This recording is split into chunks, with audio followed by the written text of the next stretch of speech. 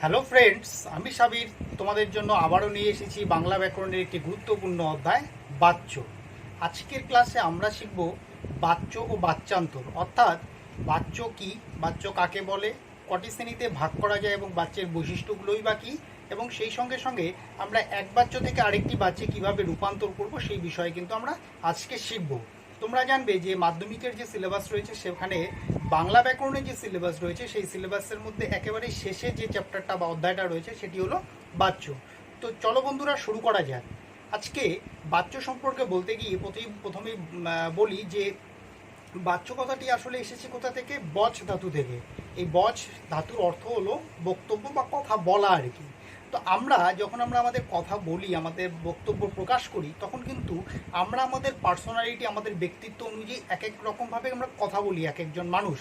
এক দু নম্বর, কখনো কখনো কিছু কিছু পরিস্থিতি বা কিছু কিছু পরিস্থিতি পরিবেশ এমন তৈরি হয় তখন কিন্তু আমাদের কথাগুলো আমাদের যে সম্মুখে শ্রোতা রয়েছেন তাদের উদ্দেশ্যে আমাদের কথাগুলোকে কিন্তু আমাদের একটু পরিবর্তন করতে হয়। অর্থাৎ বাচ্যটাকে কখনো আমাদের কর্তৃবাচ্যে বলতে হয়, কখনো কর্মবাচ্যে বলতে হয়, কখনো বা ভাববাচ্যে বলতে হয়। তো এই দুটো কারণে কিন্তু আমরা বাচ্যগুলোকে আমরা বিভিন্নভাবে রূপান্তর করে থাকি বা আমাদের করতে হয়। তো আমরা বাচ্য বুঝলাম যে বাচ্য হচ্ছে আমাদের যে স্বাভাবিকভাবে আমরা যে কথাগুলো বলছি সেগুলোই হচ্ছে বাচ্য। এবং আমরা হচ্ছে কি বলি, আমরা এখানে কিন্তু সর্বদাই কি করি, কখনো আমরা যখন কথা বলি তখন কখনো কখনো কর্তার প্রাধান্য প্রতিষ্ঠিত হয়, কখনো কর্মের প্রাধান্য প্রতিষ্ঠিত হয়, কখনো বা কাজের বা ক্রিয়ার ভাবের যে আছে সেই ভাবটার প্রাধান্য প্রতিষ্ঠিত হয়। এই কর্তা প্রাধান্য, কর্ম প্রাধান্য এবং ক্রিয়ার ভাবের প্রাধান্যের উপর ভিত্তি করে কিন্তু বাচ্যকে বিভিন্ন শ্রেণীবিভাগে ভাগ করা হয়েছে। তো আমরা জানি যে সংস্কৃত ব্যাকরণ অনুযায়ী বাচ্যকে 4টি শ্রেণীতে ভাগ করা হয়েছে এবং আমরা কিন্তু বাংলা ব্যাকরণে এই বিষয়টিকেই আমরা ফলো করব। ঠিক আছে? তো সংস্কৃত ব্যাকরণে যেরকম বলা আছে যে বাচ্য হচ্ছে কটি? বাচ্য হচ্ছে 4 ধরনের। কি কি? এক হচ্ছে কর্তৃবাচ্য, 2 নম্বর হচ্ছে কর্মবাচ্য, 3 নম্বর হচ্ছে ভাববাচ্য এবং 4 নম্বর হলো কর্মকর্তৃবাচ্য। তো বন্ধুরা, 4টি শ্রেণী সম্পর্কে আমরা বিস্তারিত আলোচনায় আস্তে আস্তে ঢুকবো। তার আগে তোমাদের আগের মতোই আরেকবার বলে রাখি যে বাংলা ব্যাকরণে যখনই তোমরা কোনো ক্লাস করবে, শুনবে বা শিখবে তখন সর্বদাই মনে রাখবে যে ব্যাকরণে, বাংলা ব্যাকরণে বিশেষ করে দেখবে যে ওর নামের মধ্যেই তার সংজ্ঞা লুকিয়ে থাকে বা তার বৈশিষ্ট্যগুলো লুকিয়ে থাকে। যেমন ধরা যাক, আমরা এখন প্রথমে আলোচনা করব কর্তৃবাচ্য। এবারে এই কর্তৃবাচ্য কথাটার মধ্য দিয়ে বোঝা যাচ্ছে যে এখানে কর্তৃ অর্থাৎ কর্তার প্রাধান্য প্রতিষ্ঠিত হবে। তাহলে আমরা প্রথমে যদি একটি উদাহরণ নেই, তারপরে যদি আমরা সংজ্ঞা বা বিশ্লেষণে ঢুকি তাহলে মনে হয় আরও বেশি আমাদের বিষয়টি হৃদয়ঙ্গম করতে সুবিধে হবে। তো একটি উদাহরণ নেওয়া যাক বন্ধুরা। কি বলা যায় যে পর্যটকেরা ইতিমধ্যে ডুয়ার্সে আসা শুরু করেছে। পর্যটকেরা ইতিমধ্যে ডুয়ার্সে আসা শুরু করেছে। এই যে বাক্যটি আমরা বললাম পর্যটকেরা ইতিমধ্যে ডুয়ার্সে আসা শুরু করেছে, এই বাক্যটি একটি কর্তৃবাচ্যের উদাহরণ বলে দিলাম আগে। এবার কর্তৃবাচ্যের উদাহরণ তো বললাম, এবার কি কি বৈশিষ্ট্য বা কি কি শর্ত এখানে আছে এই বাক্যের মধ্যে যে আমি এটাকে কর্তৃবাচ্য বলবো।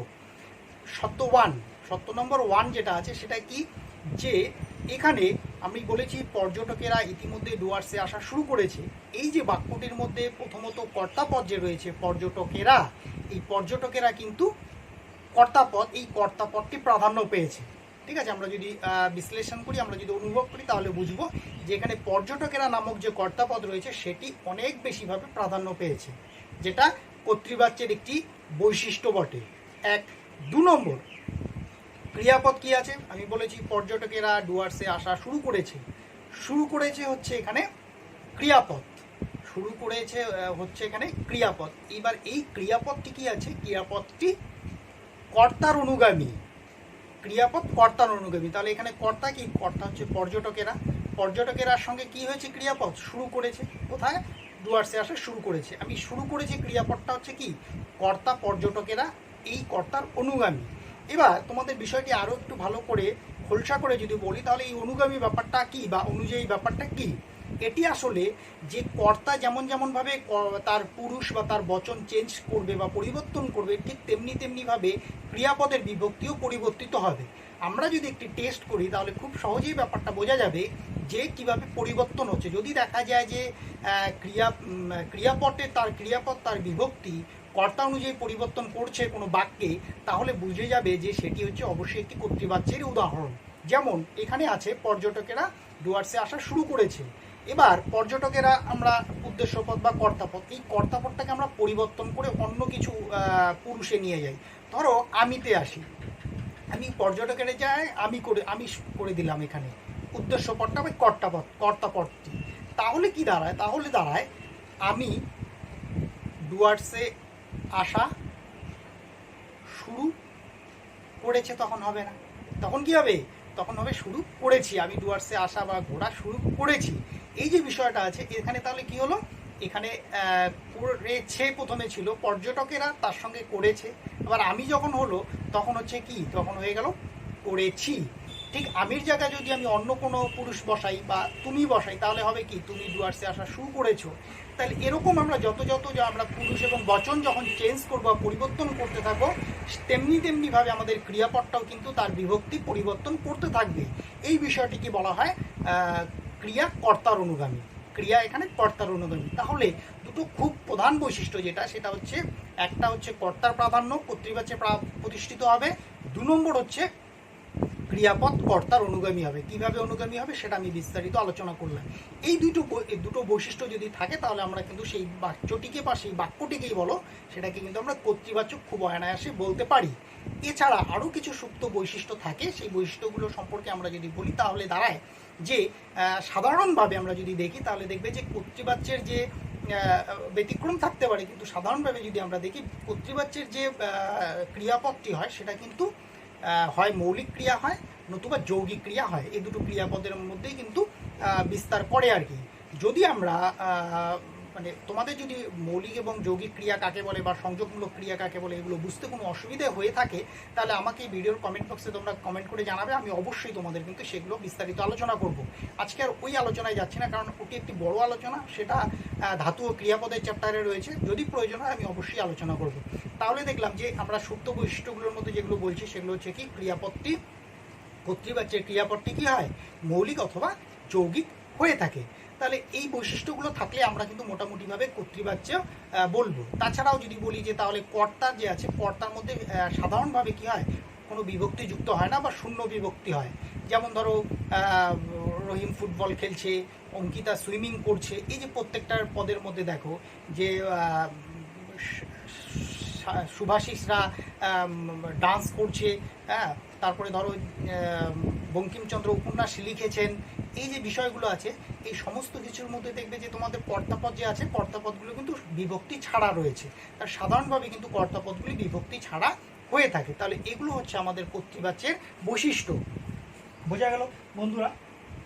আরেকটা কথা এখানে বলা প্রয়োজন, এখানে লেখা আছে যে ক্রিয়া অকর্মক ও সকর্মক, অর্থাৎ কর্তৃবাচ্যের যে ক্রিয়া সেটা অকর্মক কিংবা সকর্মক হতে পারে। তো সকর্মক যদি ক্রিয়া হয়, তাহলে যেমন বঙ্কিমচন্দ্র প্রচুর ভালো ভালো উপন্যাস লিখেছেন, তাহলে এটা সকর্মক ক্রিয়া, কোনো অসুবিধে নেই। এবার কর্তৃবাচ্যের কর্তা কিন্তু অকর্মকও হতে পারে। ঠিক আছে, তুমি এসো, তুমি এসো, তুমি যাও বা তুমি যাচ্ছ, আমার এখানে এসো,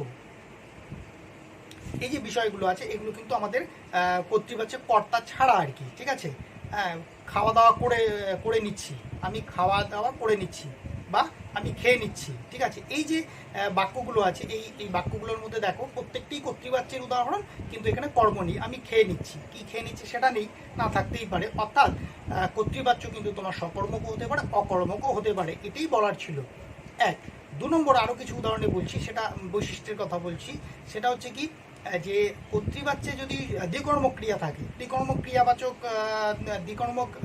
ক্রিয়া তোমরা দেখেছো, বুঝেছো, শুনেছো, এর আগে পূর্ববর্তী যে ক্লাসগুলো ছিল সেখানে কারকের চ্যাপ্টারে আমরা আলোচনা করেছিলাম যে দ্বিকর্মক ক্রিয়াই বা কাকে বলে। তো এবারে আমরা বলছি যে দ্বিকর্মক ক্রিয়া যদি থাকে, মানে কর্তৃবাচ্যে দ্বিকর্মক ক্রিয়া থাকতে পারে, যদি থাকে তখন সেক্ষেত্রে মুখ্য কর্ম যে আছে, দুটো ক্রিয়ার, দ্বিকর্ম ক্রিয়া মানে দুটো কর্ম থাকবে যে ক্রিয়ার। তো সেক্ষেত্রে মুখ্য কর্ম যে আছে, মুখ্য কর্মের সঙ্গে শূন্য বিভক্তি হবে, এবং গৌণ কর্ম যে আছে, গৌণ কর্মের সঙ্গে কে, রে ইত্যাদি বিভক্তি যুক্ত হতে পারে। একটা উদাহরণ নিলেই বোঝা যাবে বিষয়টি। মা শিশুকে চাঁদ দেখাচ্ছেন, এখানে মুখ্য কর্ম কোনটি? চাঁদ, মানে অপ্রাণীবাচক কর্মটি হচ্ছে মুখ্য, তাহলে চাঁদ হচ্ছে মুখ্য কর্ম। দেখো এখানে কোনো বিভক্তি যুক্ত হয়নি। আবার গৌণকর্ম কোনটি? গৌণকর্ম হচ্ছে শিশুকে। এবার গৌণকর্ম হচ্ছে শিশু, তার সঙ্গে দেখো কে বিভক্তি যুক্ত হয়েছে, অর্থাৎ প্রাণীবাচক কর্মটি হচ্ছে শিশু, প্রাণীবাচক বা গৌণকর্ম সেটা হচ্ছে শিশু, তার সঙ্গে কি যুক্ত হয়েছে? কে বিভক্তি যুক্ত হয়েছে। সেটাই বলা হলো যে কর্তৃবাচ্যে দেখবে যখন দুটো কর্ম থাকবে, কর্তৃবাচ্যের ক্রিয়ায় যখন দুটো কর্ম থাকবে তখন সেক্ষেত্রে কিন্তু মুখ্য কর্মে শূন্য বিভক্তি এবং গৌণকর্মে কিন্তু কি হবে? গৌণকর্মে তোমার কে, রে ইত্যাদি বিভক্তি যুক্ত হবে বা হতে পারে।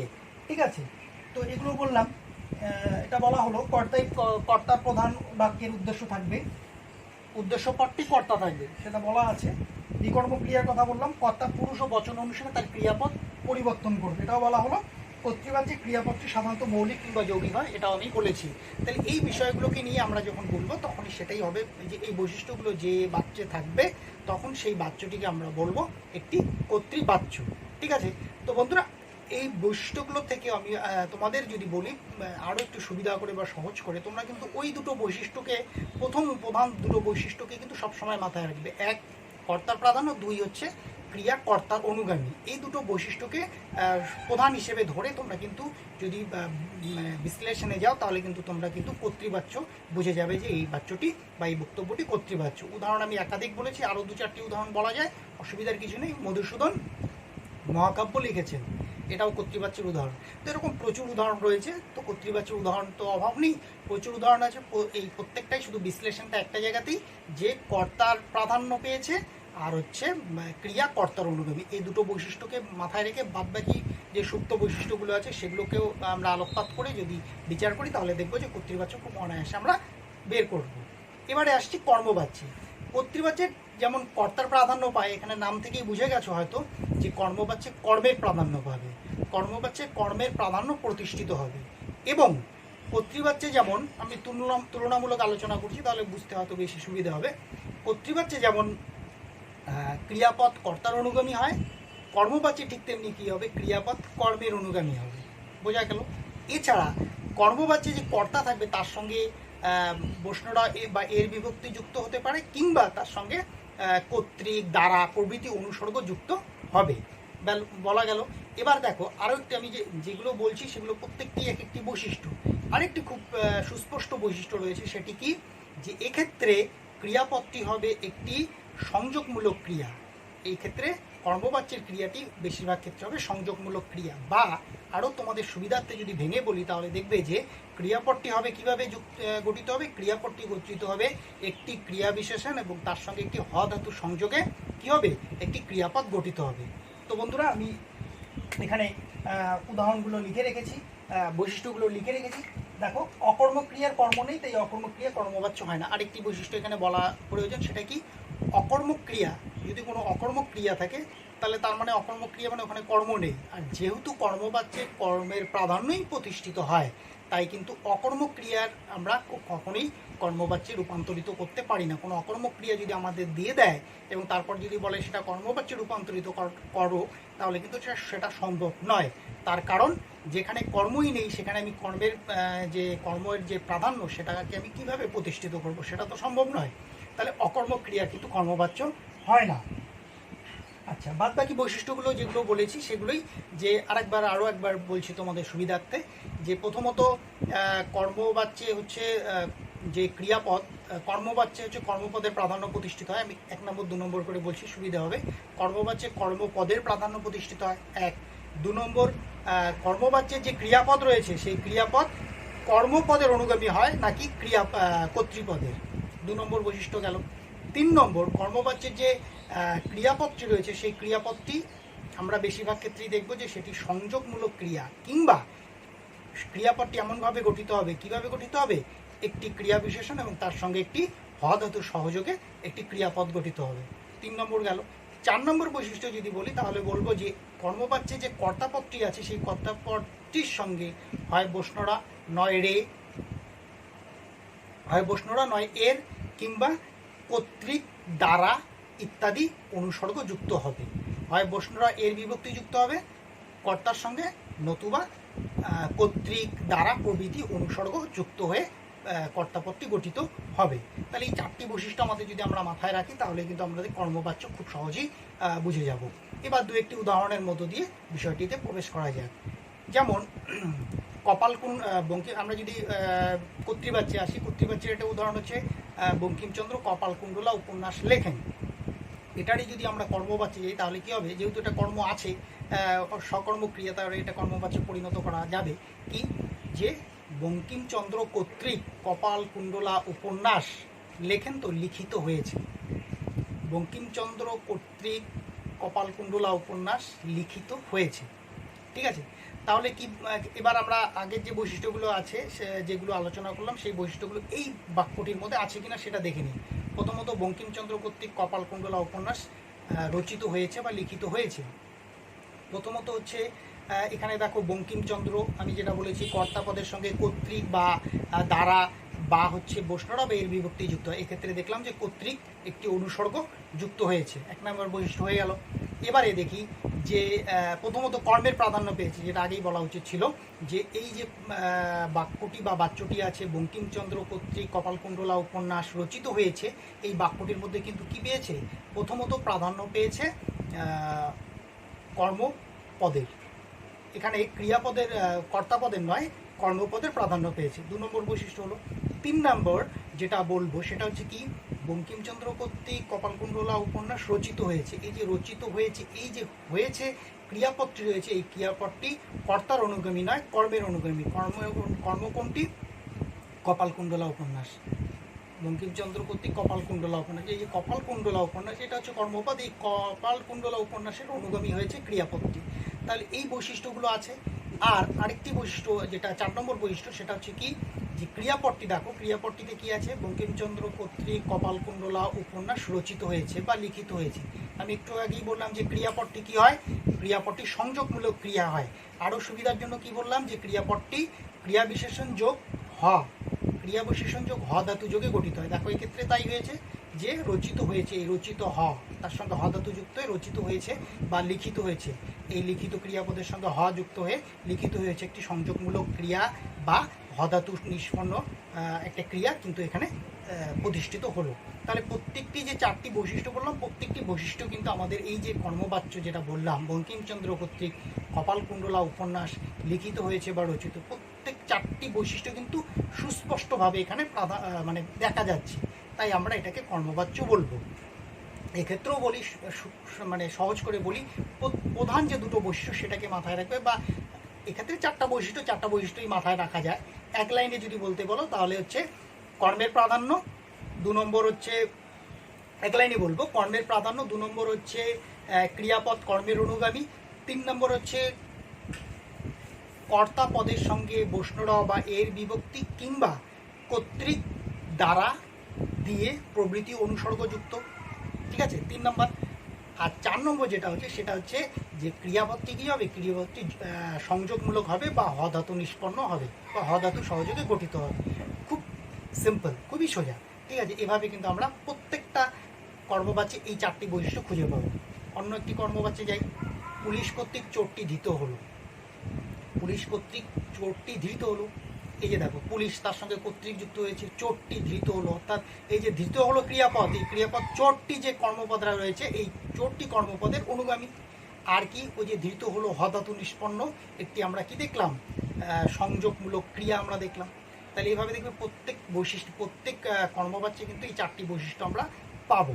আরও উদাহরণ দেওয়া যায়, যে আমার দ্বারা এ কাজ হবে না, দ্বারা, এক্ষেত্রে হচ্ছে দ্বারা, আমার দ্বারা এ কাজ হবে না, আমার দ্বারা এই কাজ হবে না, এটি কিন্তু কর্মবাচ্যের উদাহরণ।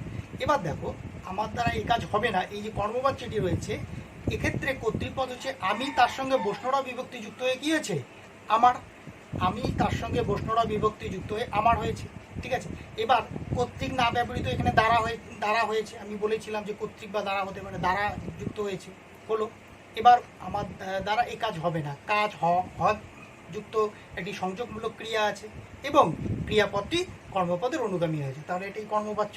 তাহলে এরকম প্রচুর উদাহরণ রয়েছে কর্মবাচ্যের, কোনো অসুবিধা নেই, যে যেখানে তোমরা দ্বারা দিয়ে কর্তৃক ইত্যাদি কর্তৃক কর্তাপদের সঙ্গে পাবে।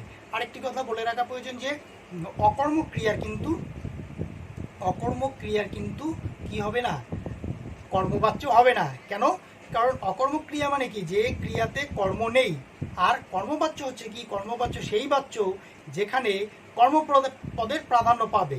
কিন্তু যদি ক্রিয়ার মধ্যে কর্মই না থাকে তাহলে আমি কর্মবাচ্যের প্রাধান্য প্রতিষ্ঠিত করব কিভাবে? তাহলে সেক্ষেত্রে অকর্মক যে ক্রিয়া আছে সেই অকর্মক ক্রিয়ার কিন্তু কর্মবাচ্য হবে না।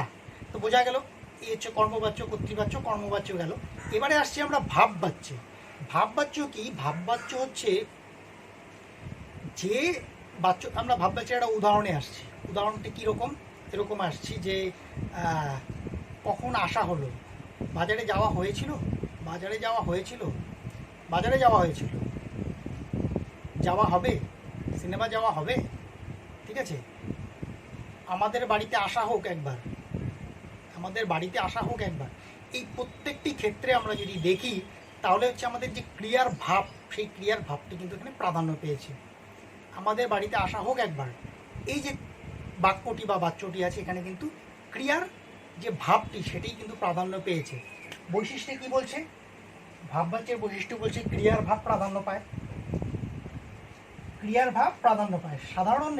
সাধারণত ভাববাচ্যে অকর্মক ক্রিয়া যুক্ত হয়।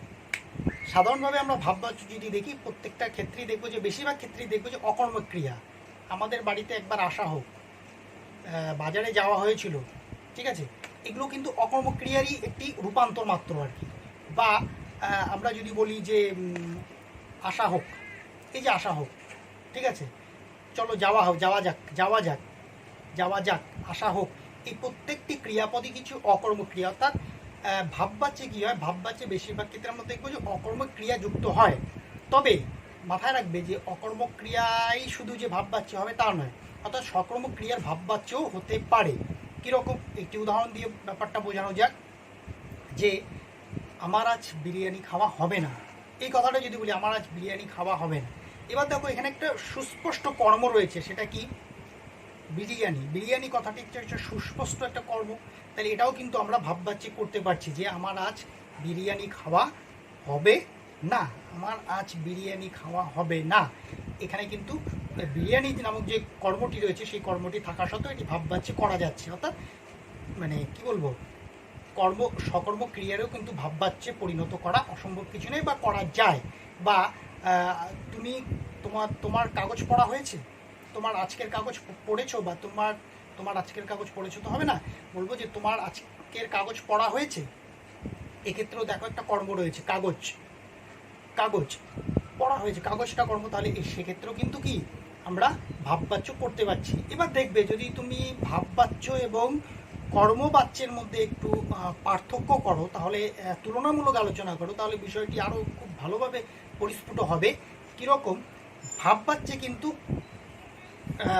যেহেতু ক্রিয়াপদের ভাবটা প্রাধান্য পায়, ক্রিয়াপদের ভাবটি যেহেতু প্রাধান্য পায়, তাই এখানে কর্তার সঙ্গে কোনো কর্তৃক, দ্বারা, দিয়ে বা কর্তার সঙ্গে এই দিয়ে, দ্বারা, কর্তৃক এগুলো কিন্তু থাকে না, বা এগুলো প্রতিষ্ঠিত করা যায় না। এটা কিন্তু ভাববাচ্যের সঙ্গে কর্মবাচ্যের একটি উদাহরণ, কারণ কর্মবাচ্যের কর্মপদের প্রাধান্য পায়। এটি একটি কিন্তু ভাববাচ্যের সঙ্গে কর্মবাচ্যের পার্থক্য। আরেকটি পার্থক্য যদি যাই তাহলে বলবো যে ভাববাচ্য দু প্রকারের বাক্য দিয়েই হতে পারে। সকর্মক্রিয়াতেও বা ভাববাচ্য আমরা করতে পারি, অকর্মক্রিয়ারও ভাববাচ্য আমরা করতে পারি। কিন্তু যদি আমরা কর্মবাচ্যের কথা বলি, কর্মবাচ্য শুধুমাত্র সকর্মক্রিয়ার ভাববাচ্যই হতে পারে।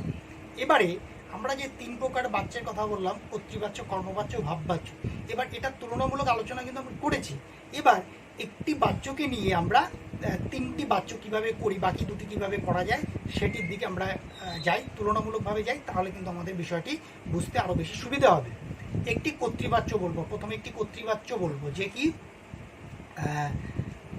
রবীন্দ্রনাথের শেষের কবিতা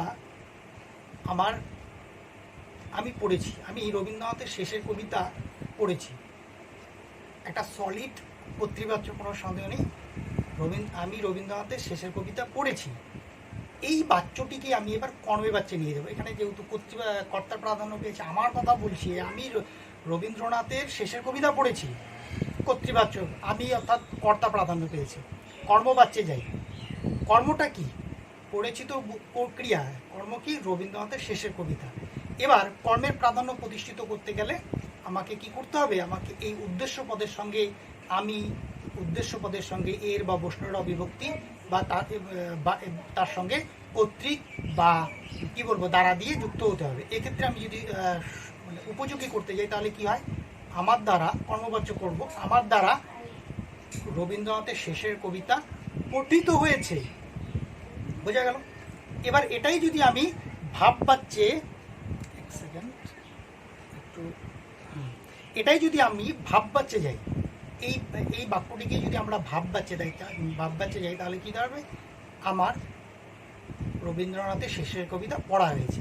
দেখো, কর্তৃবাচ্যে আমি রবীন্দ্রনাথের শেষের কবিতা পড়েছি, কর্মবাচ্যে আমার দ্বারা রবীন্দ্রনাথের শেষের কবিতা পঠিত হয়েছে, আমার রবীন্দ্রনাথের শেষের কবিতা পড়া হয়েছে। এই কর্তৃবাচ্যের সঙ্গে কর্মবাচ্যের তো অনেকটা পার্থক্য, কিন্তু কর্মবাচ্যের সঙ্গে ভাববাচ্যের পার্থক্যটা খুবই কম। শুধুমাত্র সেখানে কর্তৃক দ্বারা এটা চলে যাবে এবং ক্রিয়াপদের সামান্য কিছু পরিবর্তন হতে পারে, যাতে করে আমরা ক্রিয়ার ভাবের প্রাধান্যটাকে প্রতিষ্ঠিত করতে পারি। তো বোঝা গেল বন্ধুরা। আরও দু একটি উদাহরণের মধ্য দিয়ে বিষয়টিতে প্রবেশ করব আমরা আরও ভালো করে। প্রথমে কর্তৃবাচ্যের উদাহরণ নিই, আর একটি কর্তৃবাচ্যের উদাহরণ নিই। আমি একটি রোলেক্স ঘড়ি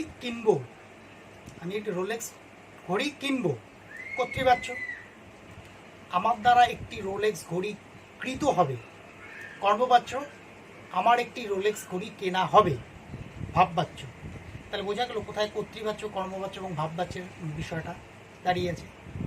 তুমি দিল্লি যাবে, তোমার দ্বারা দিল্লি যাওয়া হবে, তোমার দিল্লি যাওয়া হবে, ভাববাচ্য, কর্তৃবাচ্য, কর্মবাচ্য, ভাববাচ্য। বোঝা গেল? তাহলে এভাবে কিন্তু আমরা কর্তৃবাচ্য, কর্মবাচ্য, ভাববাচ্যগুলো রূপান্তরগুলো করতে পারি। এবার এরকম নয় যে কর্তৃবাচ্য থেকেই শুধু কর্মবাচ্যে দিতে পারে বা কর্তৃবাচ্য থেকেই ভাববাচ্য, তা তো নয়। এবার ইন্টারচেঞ্জ হতে পারে, সেটা যেমন কর্মবাচ্য থেকে কর্তৃবাচ্য হতে পারে। কর্মবাচ্য থেকে কর্তৃবাচ্য হলে ওই যেমন ধরো একটা উদাহরণ তাহলে কর্মবাচ্যের দিতে হয় যে সরকার কর্তৃক সিভিক ভলান্টিয়ার নিযুক্ত করা হচ্ছে, সরকার কর্তৃক সিভিক ভলান্টিয়ার নিযুক্ত করা হচ্ছে, সরকার কর্তৃক সিভিক ভলান্টিয়ার নিযুক্ত করা হচ্ছে, কর্মবাচ্য।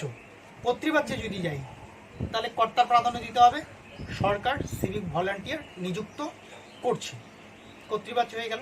আবার সেই কর্মবাচ্য থেকে যদি আমরা ভাববাচ্যে যাই, সরকারের সিভিক ভলান্টিয়ার নিযুক্ত করা হচ্ছে, সরকারের সিভিক ভলান্টিয়ার নিযুক্ত করা হচ্ছে। তাহলে এইভাবে আমরা কিন্তু কর্মবাচ্য থেকে কর্তৃবাচ্য বা ভাববাচ্যে যেতে পারি। ঠিক একইভাবে ভাববাচ্যের একটি উদাহরণ থেকে আমরা কিভাবে কর্তৃবাচ্যে যাব বা কর্মবাচ্য কখনো কখনো যাব। কীরকম ভাববাচ্যের উদাহরণ, যে আশা হোক, বা অন্য একটি বলি সুবিধার জন্য, যে তোমাদের বাড়ি যাওয়া হবে, তোমাদের বাড়ি যাওয়া হবে, পুজোর ছুটিতে তোমাদের বাড়ি যাওয়া হবে, পুজোর ছুটিতে তোমাদের বাড়ি যাওয়া হবে, ভাববাচ্য। কোথায় যাব? প্রথমে কর্তৃবাচ্যে যাই, পুজোর ছুটিতে তোমাদের বাড়ি যাব, কর্তৃবাচ্য। এখানে কিন্তু আমি নামক কর্তাটা উজ্জ্ব আছে, আমি যাব না। তো কর্তৃবাচ্যে কি, পুজোর ছুটিতে তোমাদের বাড়ি যাব। কর্মবাচ্যে পুজোর ছুটিতে আমার দ্বারা বা আমাদের দ্বারা তোমাদের বাড়িতে যাওয়া হবে। এভাবে কিন্তু ভাববাচ্য থেকে আমরা কর্তৃবাচ্য এবং কর্মবাচ্যে রূপান্তর করতে পারি খুব অনায়াসে, যদি আমাদের প্রত্যেকটি বাচ্যের বৈশিষ্ট্যগুলোকে ভালোভাবে আমাদের মধ্যে আমরা মানে মনে রাখতে পারি বা আমাদের মধ্যে আমরা হৃদয়ঙ্গম করতে পারি। আরেকটি জিনিস মাথায় রাখতে হবে, সেটা হচ্ছে কি, যখন কোনো ভাববাচ্য অকর্মক হবে তখন সেটার থেকে কিন্তু কর্মবাচ্যে রূপান্তর করা যাবে না। ঠিক একইভাবে যখন কোনো কর্তৃবাচ্য অকর্মক হবে সেটা থেকেও কিন্তু কর্মবাচ্যে রূপান্তর করা যাবে না। তাহলে আমরা দেখলাম যে দুটো রেস্ট্রিকশন আছে এখানে। এক হচ্ছে কর্তৃবাচ্য যদি অকর্মক হয় তাহলে সেটা কর্মবাচ্যে পরিণত করা যাবে না। আরেকটি হচ্ছে ভাববাচ্য যদি অকর্মক হয় তাহলেও সেটা কর্মবাচ্যে রূপান্তর করা যাবে না। এবং বোঝার সুবিধার জন্য বলতে পারি যে কর্তৃবাচ্য সকর্মক এবং অকর্মক দুটোই হতে পারে, ভাববাচ্য সকর্মক এবং অকর্মক দুটোই হতে পারে। তবে ভাববাচ্যে আমরা বেশিরভাগ ক্ষেত্রে দেখি অকর্মক ক্রিয়ার প্রাধান্য থাকে। পরিষ্কার বন্ধুরা? তিনটি বাচ্য আমরা পরিষ্কারভাবে বুঝলাম। এবার আরেকটি বাচ্য আলোচনা করব, সেটি হলো কি কর্মকর্তৃবাচ্য। কর্মকর্তৃবাচ্যটা কি আমরা উদাহরণ দিয়ে বুঝি। বাজনা বাজছে, বাজনা বাজছে, বাতাস বইছে, পাতা নড়ে।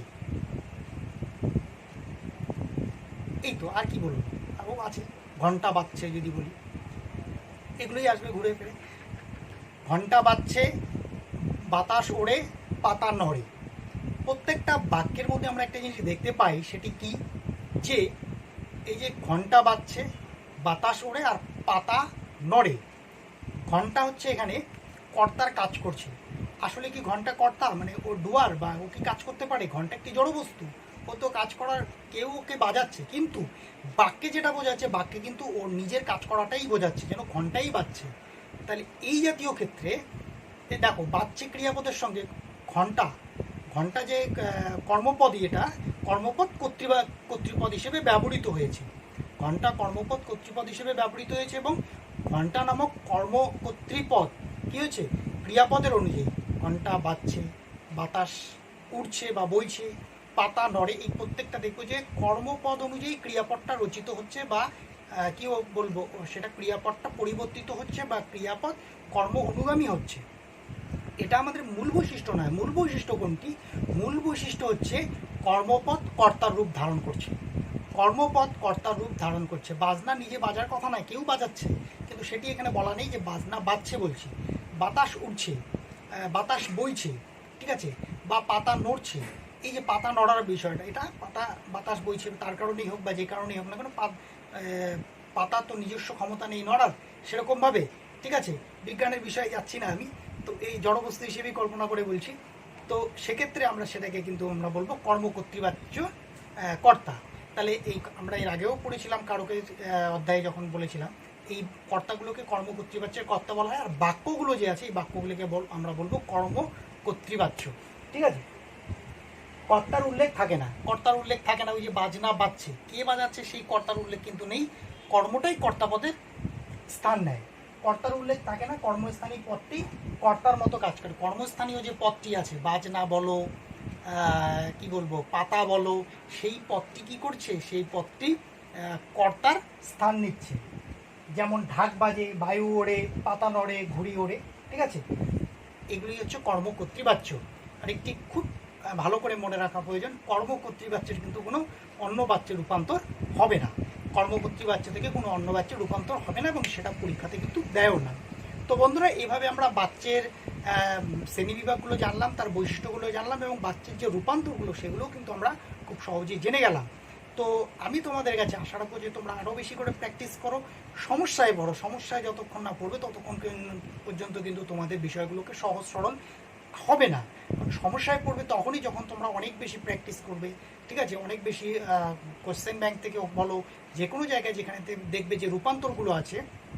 সাধারণভাবে আমাদের পরীক্ষায় বাচ্চার তো কী হয়, বাচ্চার আমাদের কাকে বলে এটা আসে না, বাচ্চার আমাদের যেটা হয় রূপান্তর করতে দেয়, এই বাচ্চা থেকে ওই বাচ্চা করো, ওই বাচ্চা থেকে ওই বাচ্চা করো। তো রূপান্তরের যে জায়গাগুলো, যেখানে প্রচুর উদাহরণ রয়েছে, কর্মবাচ্য থেকে কর্তৃবাচ্য, ভাববাচ্য ইত্যাদি ইত্যাদি, সেই জায়গাগুলো থেকে প্রচুর রকমের প্র্যাকটিস করো। কোথাও কোনো রকমের বিন্দুমাত্র যদি কোনো ডাউট থাকে ঠিক আগের মতোই, তাহলে আমাকে কমেন্ট বক্সে কমেন্ট করে জানাও। আমি তোমাদের সমস্ত ডাউট ক্লিয়ার করার জন্য এখানে আছি। অনলাইনে সমস্ত সমস্যার সমাধান হয়ে যাবে আশা রাখছি। তো বন্ধুরা, তোমাদের যদি আমার এই ক্লাসগুলোকে ভালো লেগে থাকে তাহলে অবশ্যই লাইক, কমেন্ট, শেয়ার করো, এবং আমার চ্যানেলটাকে সাবস্ক্রাইব করে নাও, এবং অন্যদেরও দেখার সুযোগ করে দাও। কারণ এই লকডাউন সিচুয়েশানে কিন্তু আমরা পড়াশোনার ক্ষেত্রে, যেহেতু স্কুলের পঠন পাঠন একেবারেই বন্ধ, আমরা অনেকটা কিন্তু পিছিয়ে যাচ্ছি। সেই পিছিয়ে যাতে না পড়ি, আমরা আমাদের শিক্ষক সমাজ, শিক্ষক ফ্র্যাটার্নিটি আমরা যেভাবে কাজ করছি, সেই ভিডিওগুলোকে তোমরা একে অপরের সঙ্গে পরস্পর শেয়ার করো। শুধু এরকম নয় যে আমার ভিডিওকে শেয়ার করো, অন্য যে সমস্ত ভিডিওগুলো তোমরা পাও, যে বন্ধুদের সঙ্গে যারা তোমরা কানেক্টেড আছো তাদেরকে সেই বিষয়গুলোকে শেয়ার করো। তোমরা যেমন উপকৃত হচ্ছ ভিডিওগুলো দেখে, তারাও উপকৃত হোক, তাদেরও কাজে লাগুক। প্রত্যেকটা সাবজেক্টের বিষয়গুলোকে এভাবে একটা ভার্চুয়াল একটা ক্লাসরুম আমরা যেভাবে আমাদের শিক্ষক সমাজ যেভাবে তৈরি করার চেষ্টা করছি বা করেছি, সেই জায়গাটা সবার কাছে পৌঁছে দেওয়ার দায়িত্ব কিন্তু তোমাদেরও আছে। তোমরাও পড়ো, তোমাদের বন্ধু বান্ধবের কাছেও কিন্তু ছড়িয়ে দাও। তো ততক্ষণ পর্যন্ত বন্ধুরা ভালো থেকো, ধন্যবাদ।